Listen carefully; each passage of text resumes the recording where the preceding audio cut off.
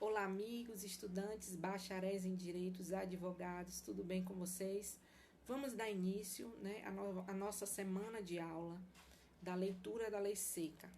Nesse primeiro momento, vamos fazer a leitura diária do Código de Ética e Disciplina da Ordem dos Advogados do Brasil. Nessa primeira aula, vamos fazer a leitura dos artigos 1º ao 7º, certo? É importante a gente entender que a leitura é fundamental para a gente internalizar o conhecimento e a gente aprender, né? Nada mais do que importante a gente ir diretamente na lei, certo? E esse primeiro título, ele fala da ética do advogado e dos princípios fundamentais. Vamos começar a nossa leitura? O artigo 1º fala que o exercício da advocacia exige conduta compatível com os preceitos deste Código, do Estatuto, do Regulamento Geral, dos provimentos e com os princípios da moral individual, social e profissional. Então, ou seja, não existe só o Código de Ética, existe o Estatuto, o Regulamento Geral e os provimentos, certo? Que todos eles têm que estar ligados entre si para garantir os direitos e deveres do exercício da advocacia, ok? O artigo 2º.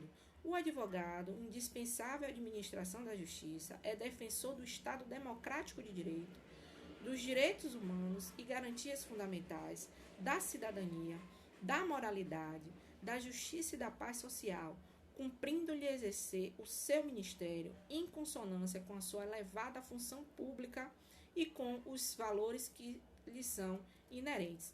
Então, ou seja, o advogado, ele é indispensável à administração da justiça. Por quê? Porque ele garante, ele defende os direitos do Estado democrático e os direitos humanos e garantias fundamentais. Então, sem advogado, não tem como você garantir a um cidadão a sua cidadania, a sua moralidade, a sua justiça e a sua paz.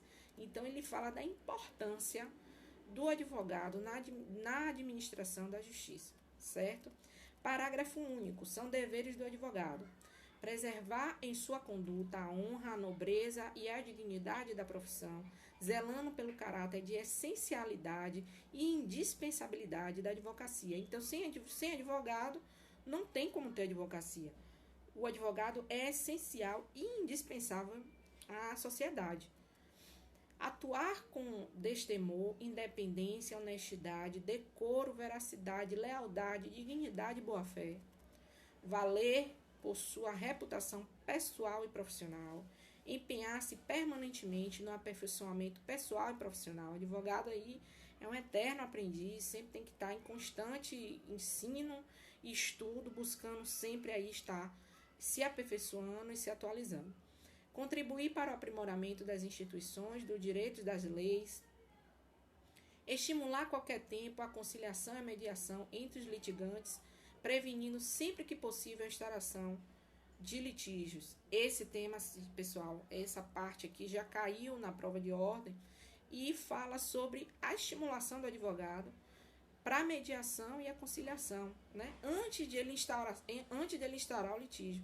Então, é essencial que todo advogado entenda que antes de qualquer instauração de litígio é necessário esse estímulo da mediação e conciliação, ok?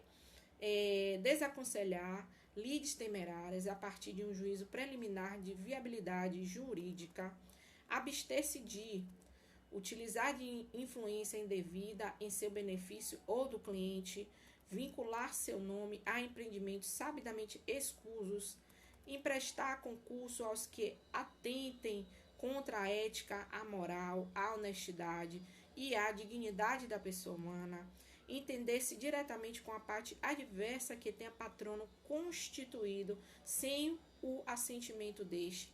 Esse tema já caiu também, pessoal, na prova de ordem da OAB, certo? Ingressar ou atuar em pleitos administrativos ou judiciais perante autoridades com as quais tenham vínculo negociais ou familiares. Então, ou seja, um advogado ele não pode, mesmo que administrativamente ou judicialmente, entrar com ação onde a vara, quem é o juiz é o irmão dele, né? Não pode, isso aqui tá vedado conforme a lei. Contratar honorários advocatícios em valores aviltantes, valores pequenos, valores que não pagam, valores que estão menor do que a tabela da região da sancional que você faz parte. Pugnar pela solução dos problemas da cidadania e pela efetivação dos direitos individuais, coletivos e difusos. Adotar conduta consentânea com papel de elemento indispensável à administração da justiça. Cumprir os encargos assumidos no âmbito da Ordem dos Advogados do Brasil ou na representação da classe. Então, ou seja, cumprir com os encargos, pagar OAB, pagar anuidade mensalmente, certo?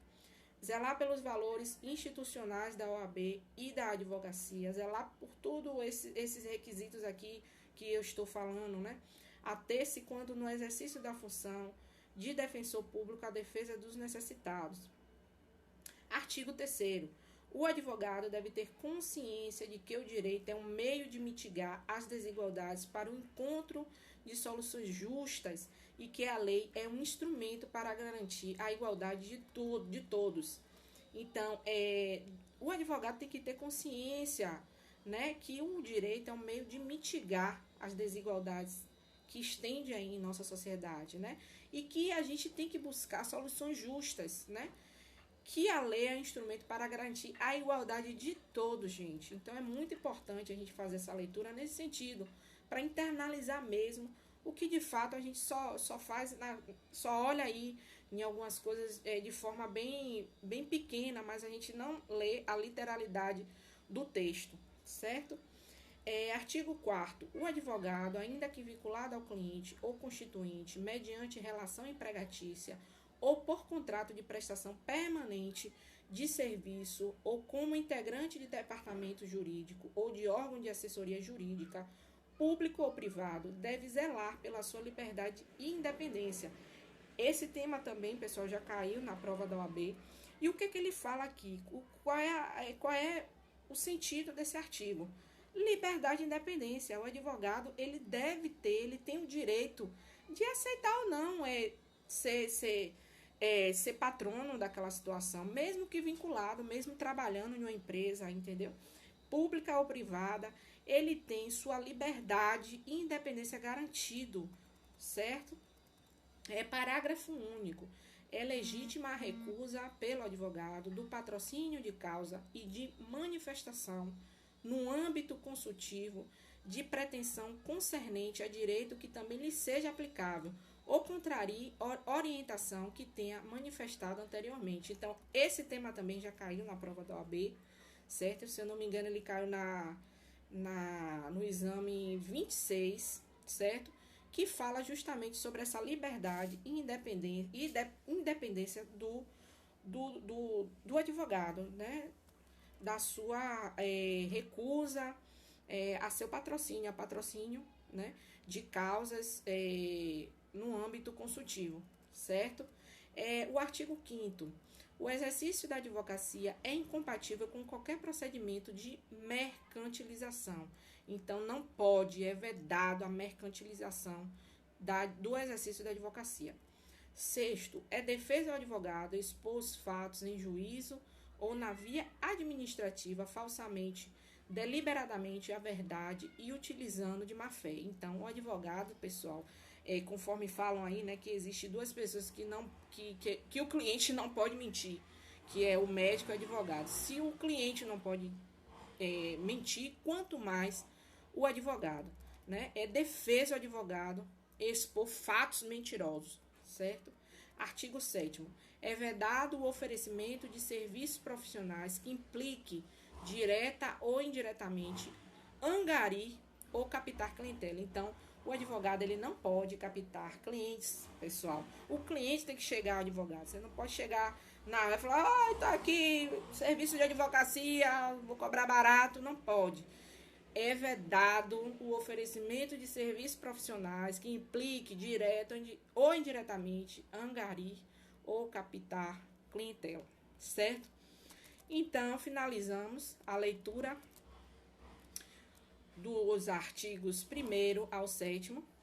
Deixo aqui esse oferecimento gratuito, né, dessa leitura, que você cada dia mais tenha esse hábito positivo de ler a lei seca, né? Porque é a lei que nos traz a luz, a literalidade da lei que nos tira as dúvidas, porque a gente pegando em pedacinho, a gente de fato não consegue internalizar, ok?